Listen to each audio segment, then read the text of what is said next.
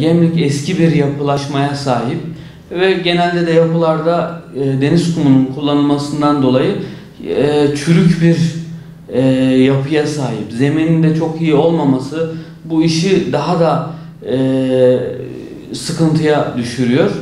Bu yüzden Gemlik'teki birçok siyasi parti, siyasiler iktidara talip olduklarında bunu dile getiriyorlar ve bunun çözümü için projeler sunuyorlar. Mevcut belediye başkanımız da, daha önceki belediye başkanımız da bu minvalde bazı çalışmalar yaptı ama başarılı olamadı. Mevcut belediye başkanımız da seçilmeden önce bununla ilgili bir projesi vardı. Gemlik halkı da onu bu konuda yapılabilir bularak, yani bu projesini gerçekleştirebilir diyerek onu tercih ettiler. Halihazırda geçenlerde bakanlığa bir proje sundular. Gemlik'te kentsel dönüşümle ilgili bir proje sundular. Ve bu proje bakanlıktan ödül aldı.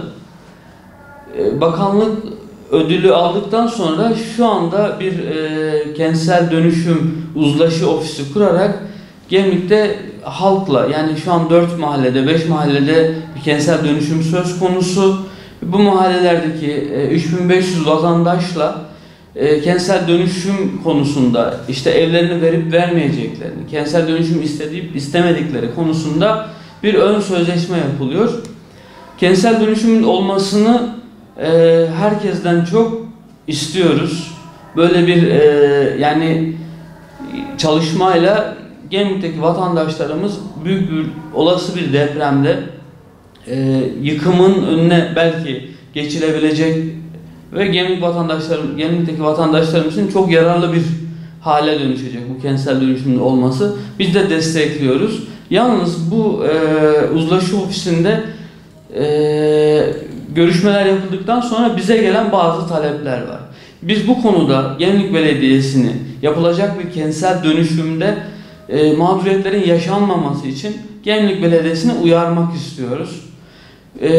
Çünkü mağdur olacak bir vatandaşın ahı gerçekten, bir tane bile vatandaşımız mağdur olsa bu vebaldir ve yarın bunun hesabı vardır. Bunu kesinlikle göz ardı etmemeleri gerektiğini düşünüyoruz. Vatandaşlardan bize gelen bazı şikayetler var. Misal veriyorum, 2 tane 100 metrekare arsa veya 150 metrekare arsası olan yan yana olan 2 arsada birinde 5 katlı, 6 katlı bir bina var. Ve hepsinde 100'er metrekareden işte 500-600 metrekare üzerine yapılmış tek katlı bir bina var. Şimdi apartman dairesinde oturanlar gidip uzlaşı ofisine onlarla görüştüklerinde diyorlar ki size işte 80 metrekare, 90 metrekare gibi sizden hiç ücret talep etmeden size yeni bir bina vereceğiz. Ve buradaki vatandaşlarımız bunu kabul ediyor. Gerçekten de güzel, yani hiç ücret alınmaması, yani böyle bir hizmetin yapılması gerçekten güzel. Ama yandaki bir katlı bir binada 100 metrekare üzerine konmuş tek katlı olan müstakil evdeki vatandaşa da diyorlar ki sana da işte gel hiç ücret ödemeden ya 90 metrekare ya 80 metrekare ya da 100 metrekare ev verileceğini söylüyorlar. Şimdi aynı metrekareye sahip 2 arsada bir sağdaki 5 katlı binada işte 80 metrekareden 400 metrekare bir geri ödeme yapılırken soldaki tek katlı müstakil evi olan vatandaşa ise 100 metrekare ya da 80 metrekare ödenir. Yani burada bir adaletsizlik var. Adaletsizlik üzerine kurulan hiçbir yapı başarıya ulaşamaz ve bunun hesabı vardır. Hak sahiplerine hakları verilirken adalet temeli üzerinde bir hak paylaşımı yapılması gerekir.